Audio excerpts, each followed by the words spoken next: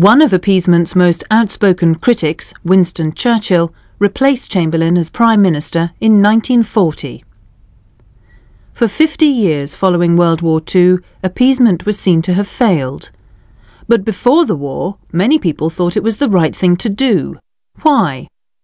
Appeasement had its origins in the Treaty of Versailles. There were British politicians who felt the terms were too harsh. Many of the agreements Britain signed with Germany in the 1920s and early 1930s were intended to reduce the severity of the treaty. People in Britain remembered the horrors of the First World War and didn't want to have to fight again.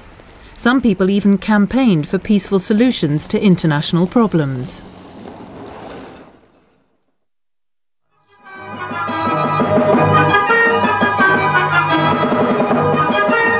£2,000 million a year spent on arms. I'd fight tomorrow if I thought a war would end war, but that's what they told my father in 1914, and we're no better off now.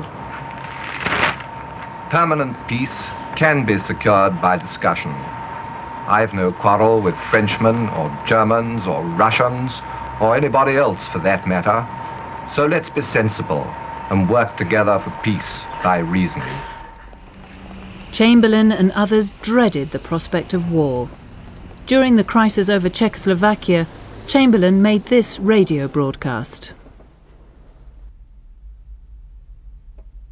How horrible, fantastic, incredible it is that we should be digging trenches and trying on gas masks here because of a quarrel in a faraway country between people of whom we know nothing. Chamberlain wasn't alone in feeling that the affairs of Eastern Europe were none of Britain's business. For most people, the Empire was still the UK's #1 priority, and Britain was already overstretched defending that. Our military forces in their present state are still far from sufficient to meet our defence commitments, which now extend from the Mediterranean into the Far East. We cannot foresee the time when our forces will be strong enough to safeguard our territory, trade and vital interests against Germany, Italy and Japan simultaneously. Britain was rearming, but in 1938 it still wasn't ready for a war. Very little money had been spent on arms during the Depression in the early 1930s. And if Britain did have to fight Hitler, Chamberlain wasn't convinced he'd get the support he'd need from other countries. The French were plagued by weak and unstable governments, and Chamberlain didn't feel he could count on them. The USA, meanwhile, was following a policy of isolationism, deliberately keeping out of European affairs. The Soviet Union, on the other hand, was committed to the spread of world revolution, and Chamberlain, like many in the West, distrusted them. That left the Dominions: Australia, New Zealand, Canada and South Africa. They'd all helped Britain fight the First World War.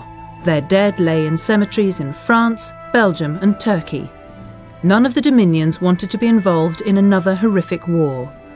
Only Canada said it would support Britain in a war over Czechoslovakia. So, in the 1930s, appeasement could be seen as a reasonable and pragmatic policy.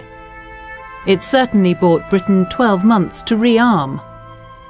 But did it, as its critics claim, make war inevitable because Hitler thought he could do what he liked?